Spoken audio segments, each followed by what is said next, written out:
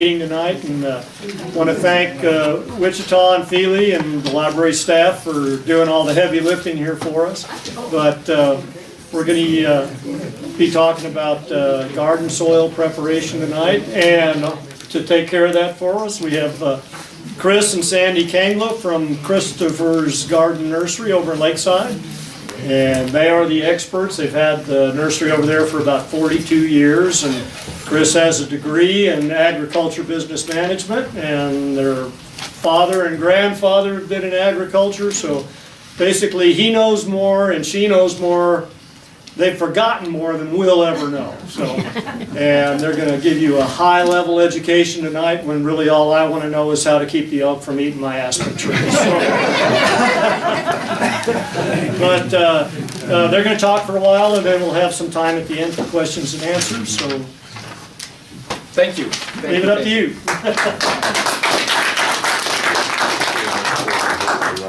Thank you for all coming out. A little bit more of my bio. I was born and raised in Tucson, Arizona, and my entire family went to the University of Arizona, and I went to Arizona State. And I am the black sheep of my family. Yeah. I have cousins and family members that don't even send Christmas cards anymore. But, one of my other greatest occupations would be I was a father and got to raise two beautiful kids, and I've been married to my wife for 33 years. She's worked with me side by side in the business, and I started Christopher's Gardens when I was probably 20 years old. I was a junior in college, and I came home. My grandfather and my father were both nurserymen. Came home from school, said that I needed a summer job, and he said, go up north, lease a piece of property, and start. You can use my trucks in the summertime. That's how Christopher's Gardens got started. I was an agricultural business management major, but I took horticulture classes to pad my GPA because they were very easy for me. And I ultimately, thank goodness, I got my degree through the car broadside. But this evening we're supposed to be talking about preparing your gardens, and you're going to get a lot of Chris-isms, and the reason why, I have things that I've over the years I use and I feel that they're important in gardening. One thing I do is that I still grow gardens every year. My wife is always chagrined because I grow these gorgeous gardens, and if I draw an elk tag, I'm never there to harvest anything. So she's usually in the kitchen canning by herself. She gets a little upset with me, but we do a boatload of canning. We're kind of old school, kind of geeky kids. We get a kick out of being in the kitchen and freezing, blanching, canning, and growing great gardens. So our gardens, in Lakeside, we actually have pretty fair soil in Lakeside. Heavy clay, but I've raised all of my garden beds, and we have kind of built our own soils. The nice thing about doing raised beds is that you can control the soil, and it's kind of once you build your soil up, granted you have to kind of augment your soils every year, but it's a fixed asset. Once you get your beds growing, doing real well, then it takes a lot of the pressure off of you. So your soils over here as well, you probably all know, are very, very alkaline, and they're very, very devoid of organic matter. If you were to start from scratch and go dig in your backyard, you'll find that there's very little organic matter in your soils, and very calcareous soils. So the age-old deal, this is a Chris-ism, all the organic matter you can get your hands on, i.e. horse manure, cow manure, oak leaves, raking up leaves, and I'll tell you, there's, everybody talks about pine needles. Well, pine needles are not all that bad. They just don't break down readily. There's a lot of resins in the needle, and if you take pine needles and shred them, run them through a shredder and it pulverizes them real well, I have no issues putting those in the garden, because at that juncture they will break down fairly easily. So Backing up on horse manure, a lot of us have horses, and has a high degree of salt in it. Probably not the best. A horse is not a ruminant stomach where it breaks, basically cellulose down readily. So it's really not broken down real well, but I still don't have a problem putting it in your garden. Is what it will do, it's kind of almost like putting sawdust in your garden. It will tie up the nitrogen. So you have to kind of feed a little bit heavier if you load your garden up with a lot of horse manure. And also be conscious of salt too, because horse manure, the urine in horse manure has a lot of salt in it, so. Aren't grubs more prevalent too in horse manure? Pardon me? Grubs more prevalent? Ah, that's a great one. Thank you, Vanna. Yeah. It's kind of funny, those white grubs that I don't know if you've ever encountered those in your garden. Yes. But it's every time that I've used horse manure in my beds at the house, I've always gotten those white grubs. And I have no clue, where it comes from, or the eggs, yes. I see you. The flies lay those on the horses, the hair on near their hooves. Yep. That worm goes clear up through there, winds up mostly in their backs, and then Bots. all of their eggs come out in their feces, and that's where they come from. Just solved the problem. Is that But, the thank you, Will. Thank you. So eyes wide open. If indeed you use a lot of horse manure, you can encounter white grubs in there. Pig manure the same? I would say pig manure is probably broken down better. Pig manure would be okay. Seems like rabbit manure is good. I have no idea. Yeah, I don't either. Other than it smells to high heaven. Chicken's Neighbors good. will love I know, that. right? Yeah. What's that? Chicken manure, yeah. Actually, we've got a little pen of chickens. My wife, God love her, doesn't ask for much in life, but she likes a little batch of chickens around, and we've got a chicken pen, and we'll take in there, semi-annual, maybe every other year. Yeah. And we'll get in there with a rototiller and just rototill the whole bottom of that pen out and go chuck that in our grow boxes, and it's just good organic matter. It works great. Everybody talks about how hot chicken manure is. It's really not bad. You're looking at 5%. It's not as hot as everybody, alludes to, but I think that because they're concentrated, chickens are, crapping in the same spot, then you go chuck that in the garden and it can be relatively hot, so. How about sheep manure? Sheep manure is excellent, sheep manure, rabbit manure, even those alpacas, all that stuff. I have no issues with it. In the fall of the year, if you got the neighbor's trees that, shed oak leaves, get the shredder out, sack it up, throw it in your garden. You can rototill that in, just lightly rough that into your gardens in the fall, and you watch by spring, it's already digested. It's already broken down. It's amazing how fast it Now, are we just composts. talking oak leaves and not just random tree leaves? Well, I really don't have an issue. You could do cottonwoods, you could do any of that stuff. It's organic matter. But you might, if you really put a lot of organic matter in your gardens, like in the fall of the year, and it's not broken down real well, you might have to augment by putting a little extra fertilizer in the spring to keep that process going, because the microorganisms breaking down cellulose utilize nitrogen in the process. So in essence, you've got to feed the microorganisms. And, commercially, there's a lot of products on the market that, and I have to doggone say that, all products are not created equally, too. We have a tendency of selling it on our potting soils, an all-purpose potting mix. That's Black Gold. SunGrow is a company that puts a really good product out. Miracle Grow has a great marketing name, but if you really truly crack open those bags and look at it, it's a boatload of mulch. It really is not, broken down. This product has a higher level of sphagnum moss, peat moss in it, and it's just a little bit better quality product.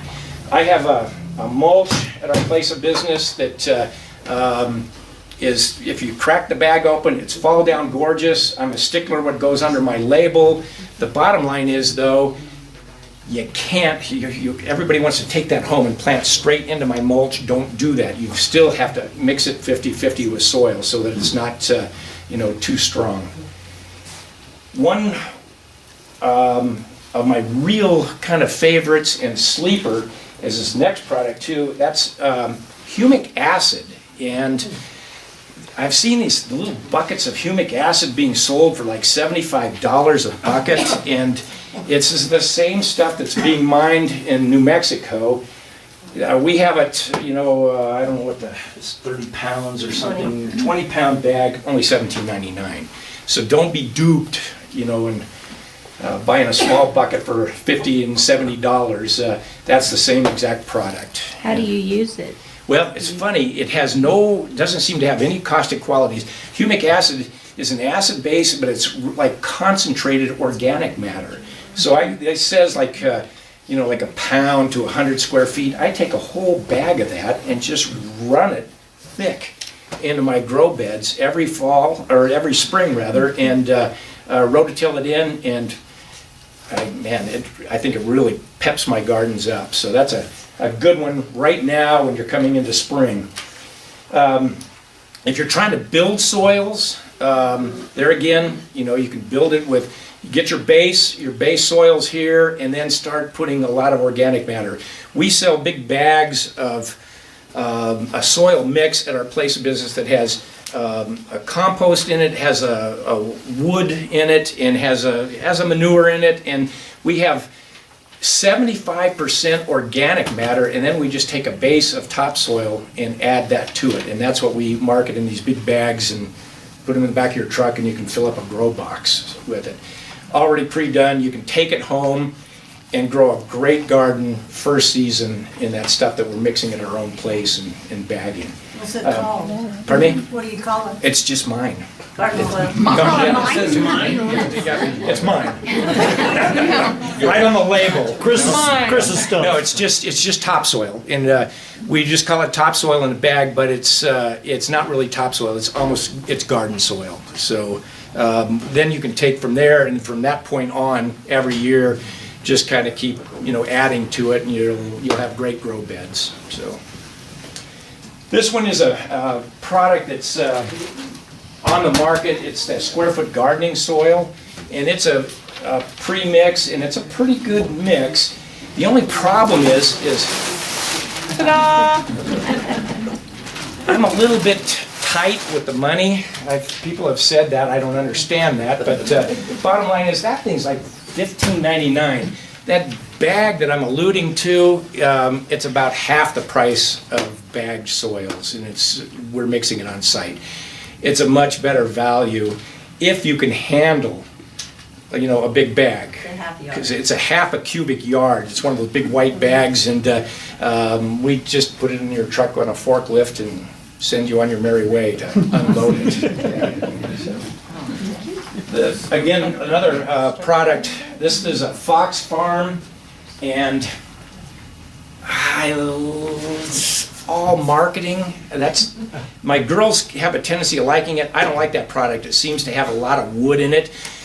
I have to say the marijuana growers. I'm a retailer, I can't help it, but they love it. And I sell tons of that stuff to that industry. And it's kind of, years gone by, I used to say, well, what are you using it for? And they'd go, roses.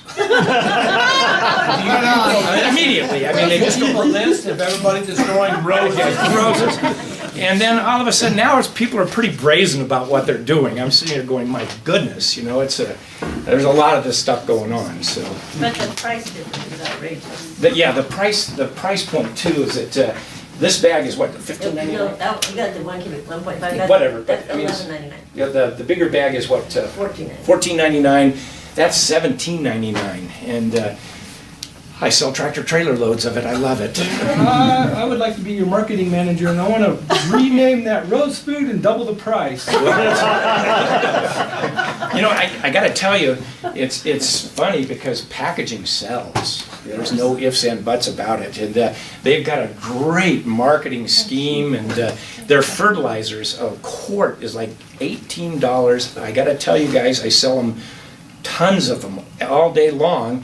and I would never use it in my own garden. I mean, this is kind of one of my pets right here. That's a Fertilome blooming and rooting, and it's a 9-58-8. So it's 9% nitrogen, 58% phosphate, and 8% potash. And it'll put doggone, fruit on a 2x4. It's a great one. Great for flowers, great for your vegetable garden. And this is one that I use all the time. Great for roses. Great for I'm sure. I'm sure. I can't answer that question, sir. Being that you're... What's the name of that? This one? Blooming and rooting, and just a great water soluble.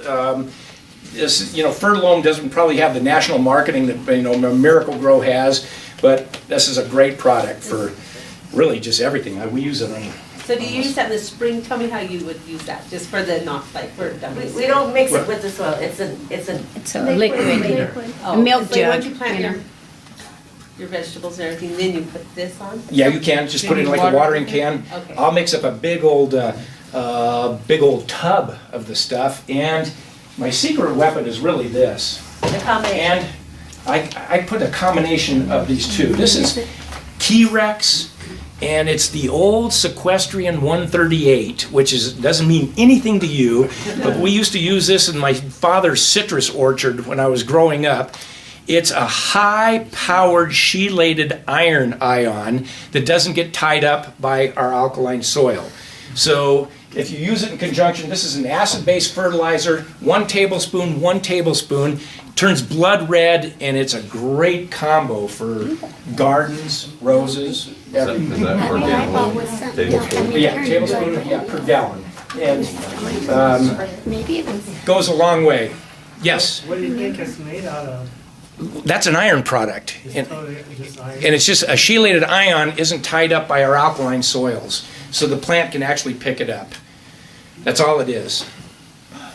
And you mix the two. Mix the two, 1-to-1 ratio, 1 tablespoon per gallon of water. Is one of the two white jars of blue powder, nitrogen blue powder? Yeah, actually, I believe they're both blue, aren't they? Yeah, it's just a dye. This particular one right here has a real high nitrogen level, but it's an acid base. And being that you're so alkaline over here, your water is alkaline, your soil is alkaline, and not just a little. You're 8, 9 over here. You're really alkaline. So But you told me, you had me buy something in a bottle shaped like that, but the label's slightly different, but it's mostly nitrogen, and it's blue powder, and I mix it up in water. Which one of those is it? Did they Probably change the this label? one. Is that it? could be. But Isn't, Growmore has one too that we sometimes sell, it could be a different color label. Could be. Well, here's my point. The stuff in the green and purple bag right there, you tell me to try that, and my plants will turn green instead of yellow, okay? Exactly. So I do. And I try it and it works. I put some of that in a bucket and fill it up with water and then spread it around the plants. Right. And they change from yellowish to green.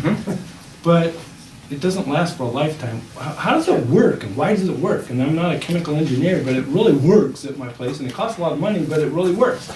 Can you tell me, you use some pretty big words to explain how that works. How do I tone that down? Tone it down so I understand It's how the it works. baffle them with, why use a big word when a diminutive word would work just as well? What's going on? Well, it's, okay, I don't want to get real technical with No, chemistry. well, I'm but asking you not to. There's a ferric ion, a single ion, Fe, and a chelated ion is, it can't be around the nucleus. It's a ferric ion that's multiple, so they can't, that's all the way around. Oh, shoot, I know chemistry, here we go. And this, because you have so many ions, it can't be tied up by your alkaline soil, and it gives off enough that the plant can pick it up. Another thing too is that if you put it in conjunction with an acid-based fertilizer, it allows that plant to pick it up also, because you're counteracting the alkalinity. So we're just. How did I do, doctor? So if you, Yeah. the thing is, if you try to balance the pH, that the nutrients are more available. to the plants. It's easier for the Yeah. plants to pick them up. So is it my perception or is it true? When I use the blue powder together with that iron Yeah. stuff, That's exactly- it even works way better than when I use either one alone. Exactly what I just got through alluding to. Oh. It's, you know, if you Now have, we get it. if you have an acid-based fertilizer, you know, because it's counteracting the alkalinity, it allows the plant, it allows the uptake of the iron So ions. do use them on the same day. Don't use one this quarter and another one that quarter. No, use them in conjunction with each Yeah, other, okay. absolutely. Okay. And here's a great one for over here too. If you have a leaf on a tree, let's say your apple trees, what you're talking about, and you have a dark green vein and a very yellow leaf, that is textbook iron chlorosis, which is your plant is being chlorotic because it can't pick up the nutrients because of your soil, because you have such an alkaline soil over here. Does that make sense? So if you use them together, you wouldn't have that. If you use them together, that's the combination. Yep. Could we just pour muriatic acid around and And fry everything? Yeah, sure. acidify the Yeah. soil? Yeah, he sells new plants too. And in essence, you know what? There's a lot of home remedies too. I will actually go to good old-fashioned Walmart and buy jugs of vinegar. It's nothing but acid.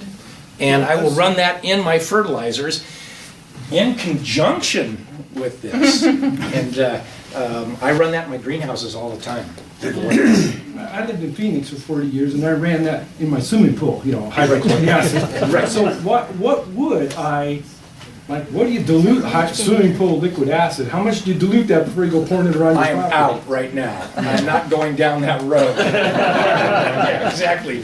You got to be really careful. So, you know, is vinegar Acetic acid. Acetic. acetic acid? Acetic Yeah. acid. Then, and that's a much tamer acid than, you know, what you're Right, talking I about. understand. Hydrochloric or muriatic, you know. Yeah. Those will fry the walls off your pool. That one, if you don't do it carefully, it'll kill you. Yeah, other than that. That's another reason why I don't use it. Yeah. You use a vinegar grade? Pardon me? You use a vinegar grade, a food grade? Food grade. Yeah, just a regular old Heinz vinegar. You can get the thing. You can Just get a it- regular vinegar? Yeah. Not apple Apple cider. cider. No, just regular white vinegar. Yeah. White. I'm just using it for the acid in it. We use white vinegar. I don't know what's your concentration? much? Well, that's a good one. Don't get too carried away. Always err on the light side of things. Let's say per gallon, I'd say maybe throw a tablespoon in there, you know, something like Oh, that. Don't get real carried away. In a huge tub, when I'm feeding a greenhouse, I will pour probably 3-4 cups into a big tank. So, just to acidify the water a little bit more. Any other questions? Can I ask, Yeah. how do you test like your soil pH, just to know, like, if you're on, would you mixed all this in, like? You can get little kits. I can pretty much guarantee you what you've got. You know, it's the entire Southwest. I had a soils teacher in college, and he threw the hook in my neck. You know, I said, you know, what about underneath the pine forests up here? And he goes, bring some soil. And we ran it through ASU's lab, and the entire Southwest is alkaline. Now, immediately underneath pine trees, where you have maybe a layer of organic matter breaking down, you can have a neutral test, but we are alkaline, and our water is alkaline. So when, like, after we've mixed all this in, do we need to check it, just to make sure we're good? But if we do something, it's better than, Right, okay. right. And you'll Yes. just find that you'll just amend it every year, just because it seems to like disappear almost. You don't know where your soil went, but part of it's gone. The wind, right? The wind. We know. So, for the overall growing of a garden, Yes. my question is what is the ideal acidity or alkalinity? Are we looking for neutral? I think- Or are we looking for what? I would say What are we looking for? 6.5 to 7, you know. Okay. You know, yeah, that would be ideal. But Slightly, barely slightly acidic? Yep. And if it nudges barely alkaline, we're in a great range. We're in a great That's what we want to range. know. You know, if you're skewed to 8, 9, we have issues. Yes. So, and your soils over here are 8 and 9.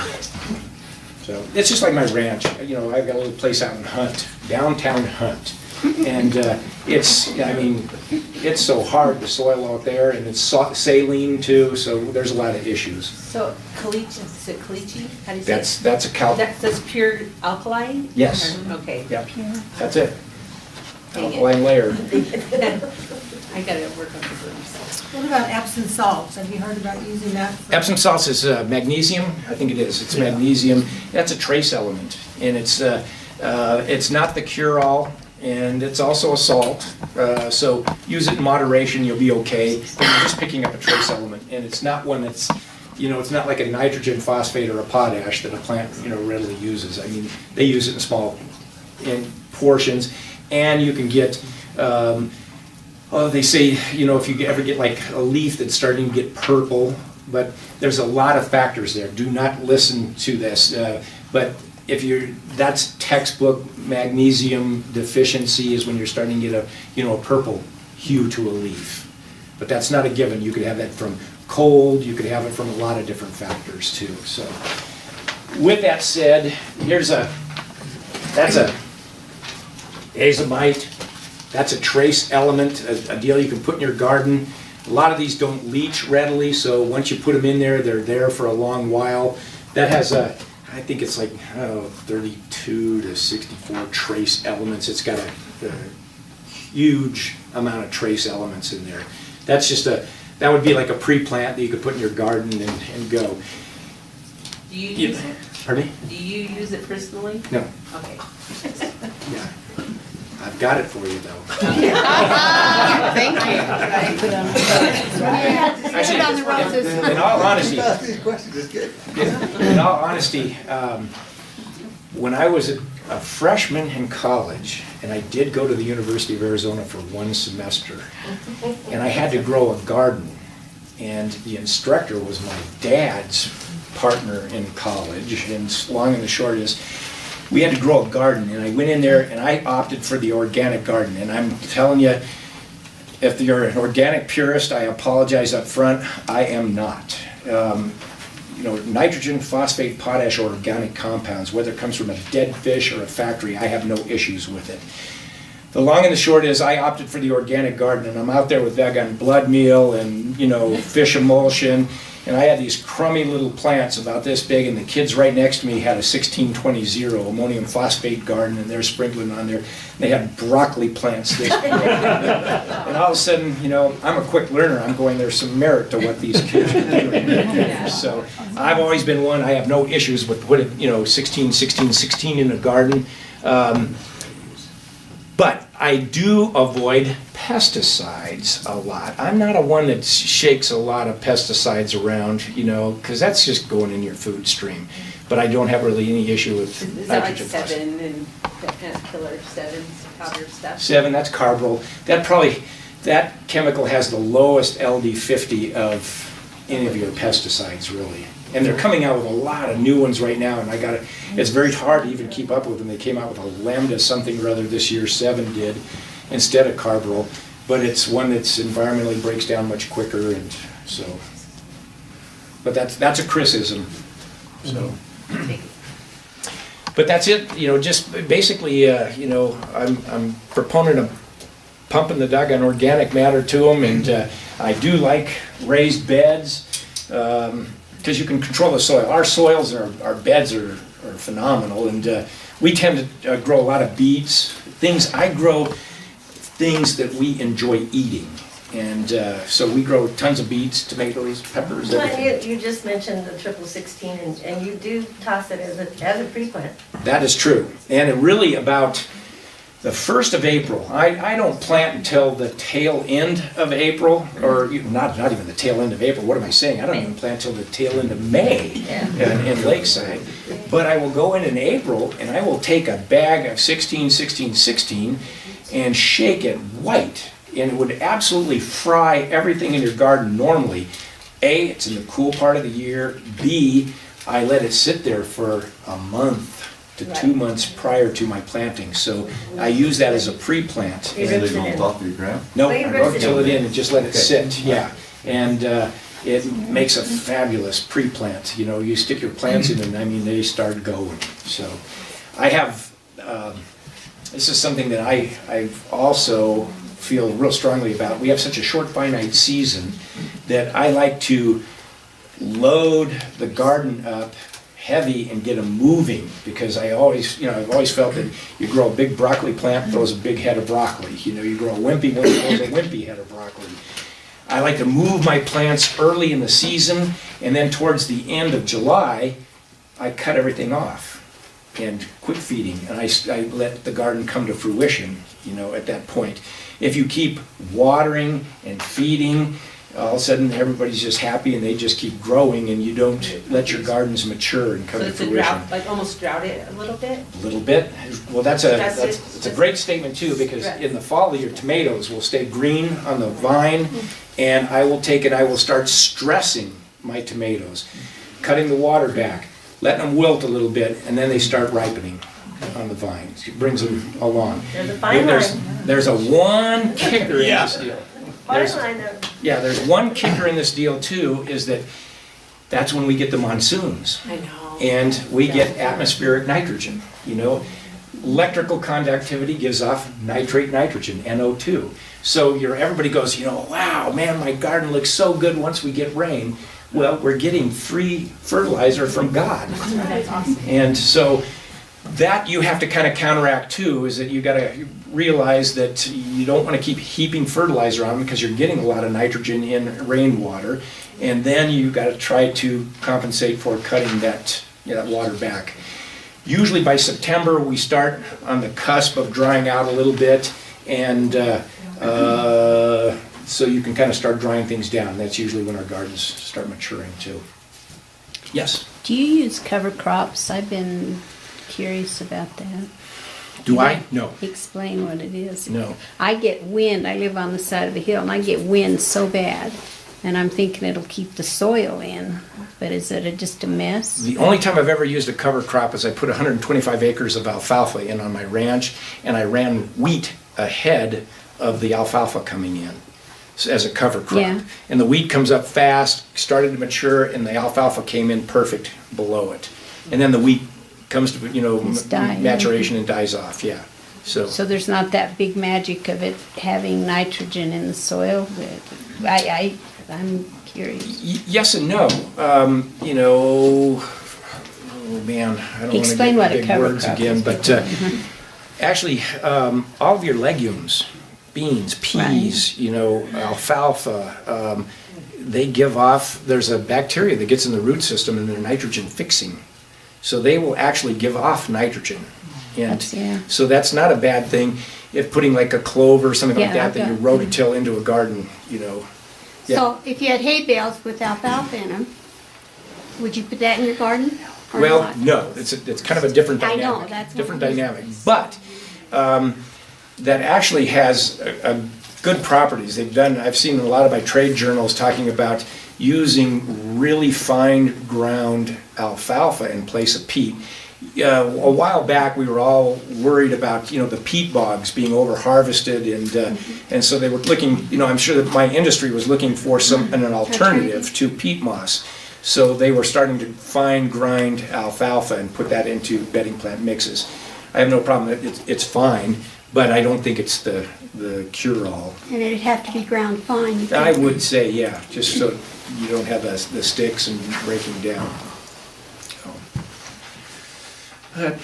What about wood ashes? Do you have any use for them? Great question. Did you hear that? We've all got them. Yeah, everybody's got good wood ashes. Get them out of your garden. Take them to nut, throw them cool them down, put them in the dumpster.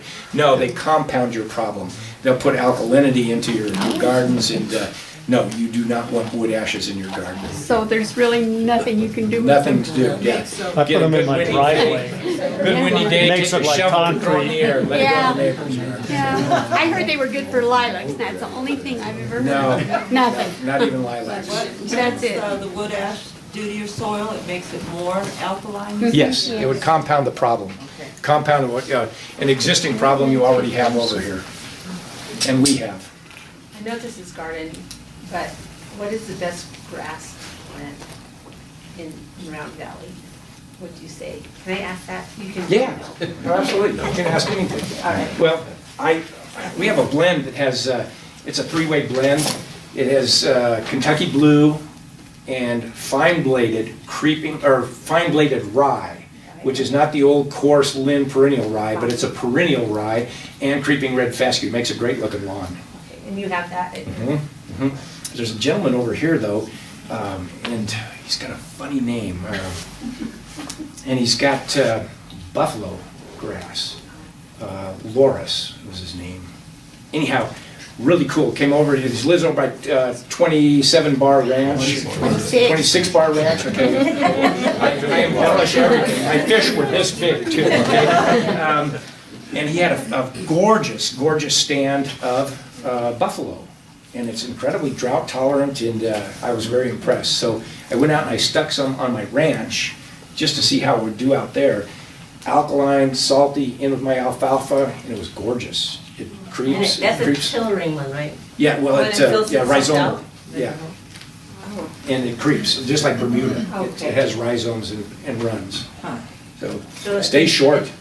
I don't even think you'd have to mow it, you know, it stays real compact and short. Initially, in the back. it's way more expensive than What's like that? the lawn seed mix. but Yes, dear. How do you So for the reestablish kids. grass after, on it. a piece of property's been overgrazed by horses? And it's just coming up weeds. How do you get the grass to grow? I'd probably go right down to ground zero, till it, run it under, and start over again, you know? You have to- What kind of grass would you, For like a pasture mix, yeah, can you irrigate it? no. Okay, then there's a dryland pasture mix that has, crested wheat grasses, bromes, orchard grass, and it's a dryland pasture mix.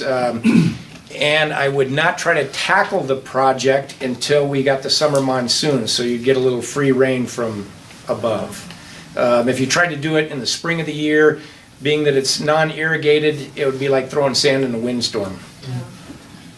Yes? Are there any particular brands of vegetable and flower seeds that you recommend?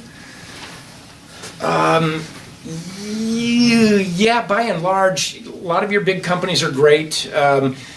They all kind of have to pass state standards. We're one of the toughest states in the union in that we have a seed license. Seed has to be tested, and we're actually very regulated. But yeah, I really don't have much issue if any of the national brands, they'll be fine.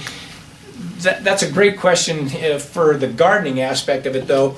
A lot of the varieties that you get on the seed racks, it's the typical, I hate to say it, but it's a typical Home Depot commercial kind of deal, and you get really what you're paying for. Some of the stuff that we put in production in our greenhouses, we pay a boatload for the seed, the cost of the seed, but your broccoli is not that little stringy, crummy, Rhea broccoli. You're getting, we seed Marathon, we seed some broccolis that are great, and cauliflower is the same way. Every cauliflower that you're going to buy out of a box store is going to be early snowball, just because the seed's cheap, and it's a commercial deal. They don't care. They're not going to have to look you in the face year after year. Bottom line is we bring a cauliflower seed called Wentworth out of Canada, and it's a little bit later. You're not going to get cauliflower until, August, late August, but you'll get big old heads of cauliflower. It does better up here. So we actually put a lot into our seeding program. Yes? First, miniature backstory. The trees on our property were planted in 1997. And we have huge, beautiful fruit trees. Mm-hmm. And they have never borne fruit one time since 1997. And what happens is we get these beautiful blossoms, and then we get a hard freeze. Yeah, then freezes. They freeze. Now, my question is there something I can do? I can't govern the weather. Is there something else I can do that will help my trees, apple trees, peach trees, pear trees? To bear fruit. Everybody in the room, 1, 2, 3. No. It's interesting. The average person is scared to death to prune. And we've allowed a lot of these trees to get huge, exactly what you're alluding to. You can keep an apple tree, you can keep a dwarf, you can keep a standard, you can keep a semi-dwarf at bay by pruning. And like I say, don't be scared to prune. I would knock those trees back. I almost got a divorce from my wife one time. I took an apple tree in the backyard, took it down to ground zero, and she came out and she goes, "What did you do to the tree?" And I go, "Honey, just wait." You know, it flushed out in the spring. It was beautiful. Prune, keep them pruned, and then if you have the ability to, you know, cover them, or believe it or not, it sounds odd, but you can put light bulbs in trees, and put it on a timer if you're, you know, if you're like me that's a narcoleptic at 8 o'clock, you know, at night, and I'm falling asleep. Put it on there so that those lights come on, and everywhere you have a light, it'll sometimes break that freeze, and you can have a cluster of apples. There's one other caveat to that too, is what you just alluded to, linden, you know, and over here too. We have 3 beautiful seasons on this mountain. Spring is not one of them. Right. You know, it is always windy and dry, and when I say windy, you know, 60 knot winds. So, you know, most of your flowers are probably at your neighbor's house by the end of spring. So St. John.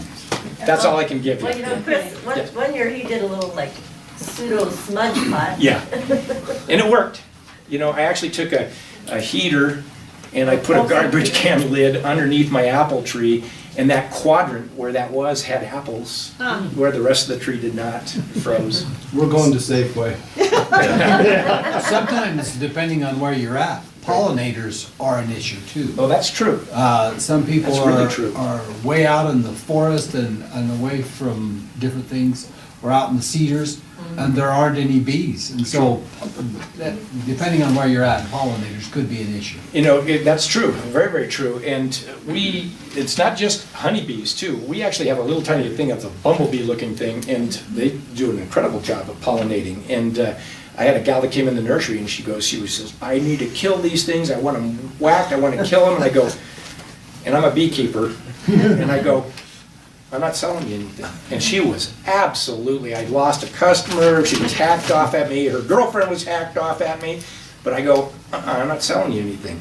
Because they're gonna go and spray, you can spray Carbaryl on a tree and you can whack bees in a heartbeat. So I'm a little bit green, believe it or not, and I don't like doing that kind of stuff. So I don't know if this is a social media thing, but are some of the plants that we buy from like Home Depot or Lowe's, are they already treated with a pesticide? Or no? Is that just like a... Can't answer it, I don't know what their programs Oh, I are. see. But my trade journals have beat them up pretty good on neonicotinoids. You know, imidacloprid, that's one that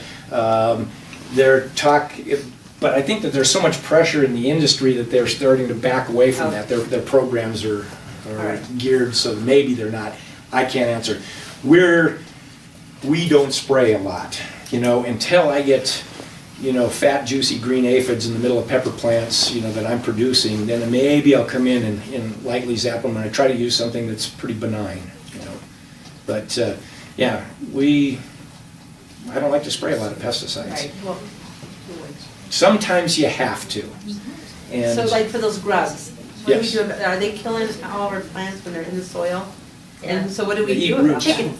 Oh, chickens, right? Well, there's a couple products on the market that will ace them that are not systemic, that are not going to translocate into your plants too. Okay. And they're labeled Is that for like it. the little, like a bacteria or something that they eat and it kills Oh, them? no, not milky spores, no. But the chemical I got a Because race I around. had a ton last year that I was just like, oh no, but I Yeah. did use pea so. I don't know. Once you kind of get them under control, you're Oh, usually good. pretty good, yeah. But And if you have manures that tend to be, you know, prevalent and having grubs, compost them for a couple of years first before you use them in Oh, your so just garden. put them out longer, okay.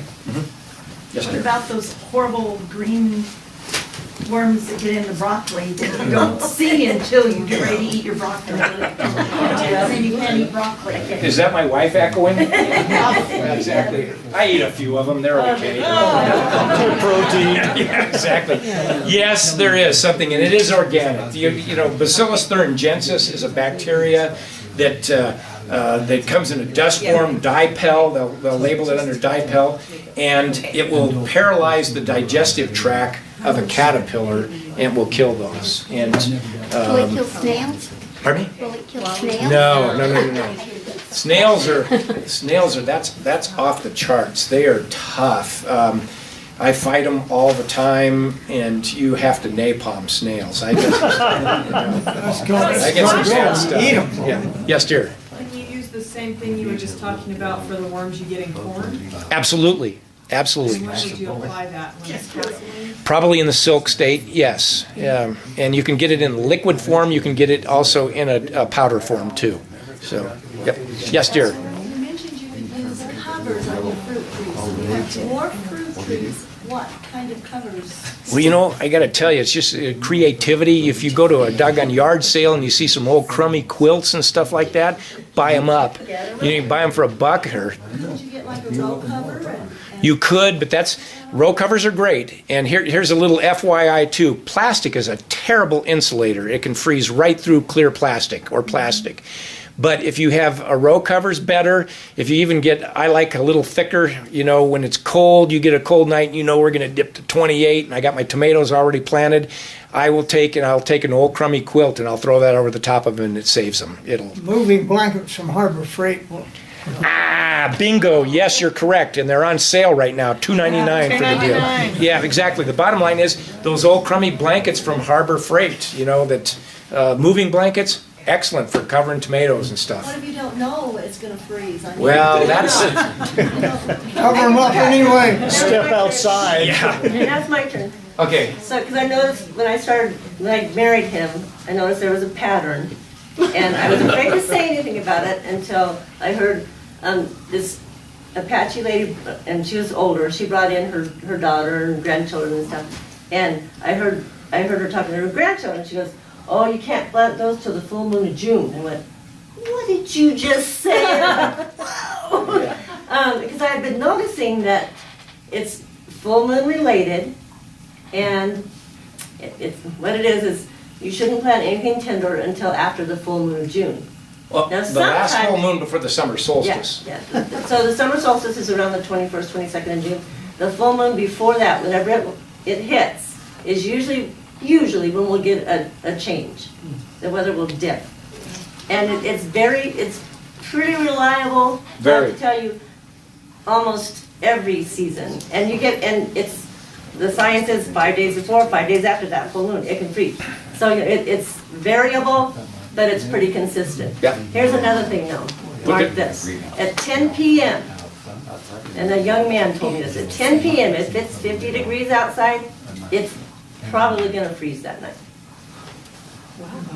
It's 50, not 40, 50. There's a lot of variables there, but Yeah, the last full cloud cover moon, makes a difference and all that, but that last full moon of spring. the last full moon before the summer solstice, put it on your calendar and watch it like a hawk. Because we've been here for 42 years, and I'll guarantee you it's frozen more than not. And I've had killing freezes in Lakeside as late as the 17th of June.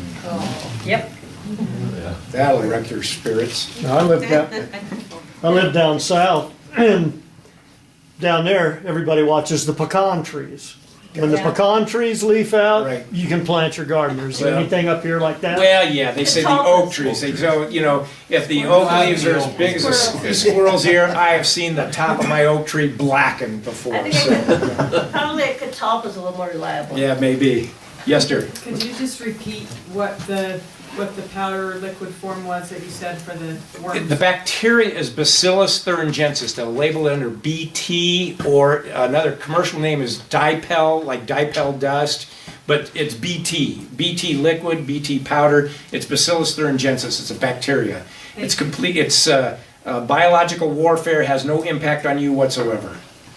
Yes, sir. For 8 years, we've been tracking the National Weather Service for their forecast for our latitude, longitude, our house, and the actual what it got down to at night. And now we have a trend, and we see how they're always off by that many degrees. My point is simply this. We always know at our house that there's a risk of freezing tonight, or there's not, cover them or not. And anybody in this room could do that. It's anal, it's a lot of work, but you could do that and get a history, or get a trend and know to cover your plants. You can do that too. You're absolutely correct. You know, It can be done. and it's the age-old deal. I'll sit there and go, oh man, I think I'm gonna chance it. You know. Yeah, you can do that too. This lazy boy chair is feeling pretty doggone good right now, you know, and that's the night it freezes. So, but you're absolutely correct. So the Yes. good news is it's early this year. So the last full moon before the summer solstice is actually May 29th. That's an early one. You probably can't answer this, but all my green bean plants, and I get those little yellow bugs underneath the leaf. Yes. And they lay all their eggs under there. Is there anybody getting rid of those things? It's probably a precursor. Those are probably eggs. You say yellow bugs? Oh, yeah, they're just yellow and kind of stuff. Aphids. They'll just eat your leaves. No, it's up. not an aphid. No. It, bitty bugs. the eggs are yellow, Yep. but the little bugs are soft and they are bugs, actual bugs. And that's what they look like. So I get into my plants and I just smash all the eggs and I smash the bug when I find them. I don't know if there's anything that we could put on around them or something that would kill those things from getting up in there. I don't know whether it's a beetle or not, because it doesn't have a hard shell. Is it a larval form prior to a beetle? I don't know. No, I know what Colorado potato beetles are. Right. And they have a larval form before, Yep. but it's not like that. Okay. You I can shake them off on the I- ground and everything else. I'll bring a few over. Yeah, that's what I need. Actually, in all honesty, you know. Just switch. I'll bring a whole bunch. Thanks, sunshine. I just smash them. I get a plant, I smash them all. I need to let everybody know that this whole meeting will be on the RVCC website within a few days. So if you want to run it back to any particular thing that Chris has said, it'll be up so that you can see it. Yes, Jerry. Too, I know that, the work lamps that they put on cars, it's got the little clip on them. Yeah. Yes. I lived down in Phoenix and we had golden dahlias, and we would have to get on the roof and put the freeze cloths down and put those underneath, and it protected them every single time. Hear what she's saying? Yeah. That's actually works. Yeah. You know, if you can tarp, you can just throw something over. Cold comes down. Cold comes down. Okay? If you can tarp the top of a tree and you stick a shop light under there, that heat's going up underneath that deal, underneath your moving blankets, your crummy quilts, you know, even tarps. Bottom line is that heat's under there, and it's enough to sometimes let your trees sneak through and get fruit. I'm pointing at you if that was the question. I thought that's where it came from, And but, then it's also good for keeping you, but that actually works. freezing too. Yeah. Say what? It's good for keeping your pipes from freezing. Oh. If they're not wrapped. Yes, dear. Two insect issues, squash bugs. Mm-hmm. And I have, every year at the very end of the season, my strawberries are still healthy in October, but at the very end of September, I have yellow jackets that bore into my strawberries and move in. And they're beautiful strawberries, and you can't pick them because when you try to pick it, there's this yellow jacket in it. So how can I get rid of those guys? Yellow jackets are real easy. That's a bee, and usually you're not going to have issues with honeybees. Carbaryl, you know, the old 7 is lethal to a bee. You put that on a dugout, you lightly dust them down, shaker can of dust on your strawberries. There again, it is a pesticide, lowest LD50 of most of the pesticides, and that will get rid of your bees. Now, the first one was Squash bugs. squash bugs. I'm not going there. Man, I hate them. They're hard to kill. 2 boards, a shoe, and concrete. I tried Dawn do that, dishwasher actually. liquid and water, and that killed the squash There is a bugs chemical, and I'm not, you know, and it's a full-blown pesticide. It's called Sulfluthrin, and it will napalm squash bugs. And what about the cucumbers? Okay, are they on the cucumbers too? And Well, the that's a two, cucurbit. Okay. zucchini and cucumber. Okay, well, it's the same thing. It will kill the squash bugs, whether it's on any cucurbit, so. Yes? Colorado potato beetles eating up the tomato plants. What's your remedy? Carbaryl, lethal to a beetle. It'll kill them dead. Light dusting of carbaryl on your beans or what have you, and it'll get them. It's not persistent. It's not persistent, it's not systemic. If you wash them off real good, you're good. You're good to go. Do you sell the seeds? Put them on the bean plants. Kill them. Yes. Well, I'm kind of thinking it might work on your beans, so, yes. What about powdery mildew? Yuck. I had a little bit of that, not much, Yeah. but a little bit. It's kind of tough, and it's all because of the rain, you know. There again, in the fall of the year, or I mean in August, Yeah, we start getting the it's rainy when it season. hits. That's usually when your mildews manifest, humidity, cool, and You can spray with it. I'm not really a fan. It'll happen on your I just left it, zucchinis, yeah. your squash, and, I hate to say it, but I just live with it. Yeah. So, how about watering? Is it true about watering your tomatoes? If the soil's already warm and you water, it makes your tomatoes split or get brown on the bottom? Have you ever? Uneven watering can make cracking in What's tomatoes. the best time to water?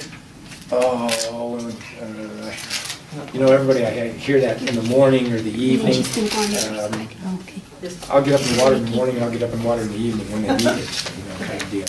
But yeah, and there's certain tomatoes that have a stronger propensity for cracking than others do too, so. I have one that, since I was probably 17, 18 years old, there was an old guy called Harley Woods in Arkansas, and he had these doggone giant tomatoes, and I have never seen this seed anywhere, and I have kept that seed going, and I still have it.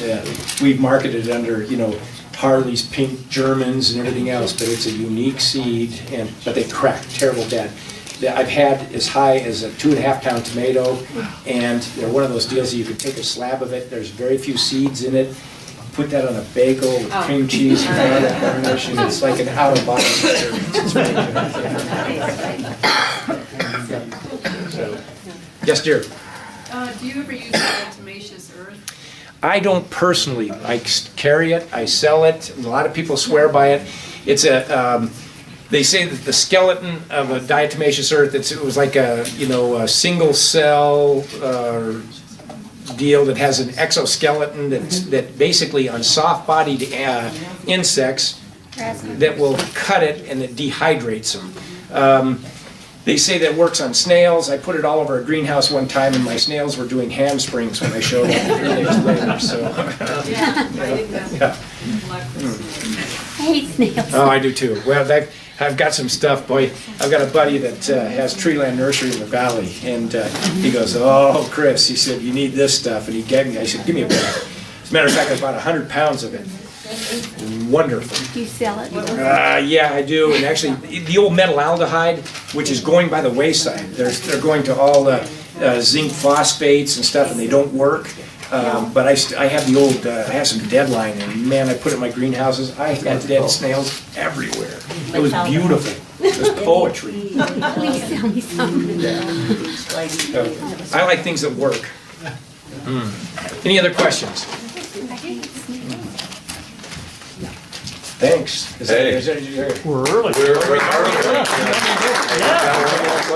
We're gonna go to 8:30. Oh, really? Well, that's fine. I'm Yeah. all in. I'm all in on my way. Yes. Can boysenberries be planted from a seed? And the answer is, I hope, what I think. I would say yes, but I mean, it's a stretch. They're very easy to tip. You can take a boysenberry vine in August, September, run the vine straight into the ground, and they will root right there. Then you cut them from the mother plant. Oh, don't cut it first and then put it No, don't cut them first, then root, and then cut them off and tip them. Vines right in the ground. Say that again for us. The vines into the Well, I ground. apologize for doing this to you. You're really busting your deal. I thought it was an hour. Say about the vines. Okay. Is it only a boysenberry? No, you can do blackberries, blackberries.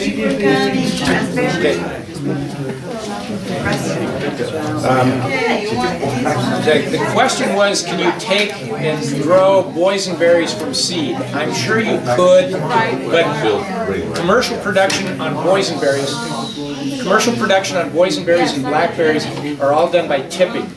And they will take the very apical tips of a plant, the growing tip, and in August, September, you will take a look at your plant, and then all of a sudden, those vines will just start growing straight to the ground. They'll start cascading over. You take those tips, stick them in the ground, leave them alone, attached to the mother plant, and in the spring, you'll come back, you'll have a whole root system. You can cut the plant free and transplant them out. Real easy to propagate. So is it only boysenberry and blackberry? Yes, vining. You can actually, in my greenhouse, I've made grape cuttings. We've done a lot of. Christopher Sell, boysenberry.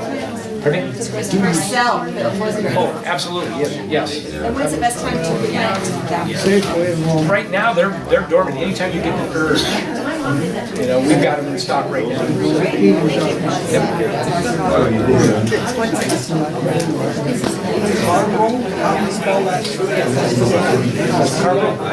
Seven.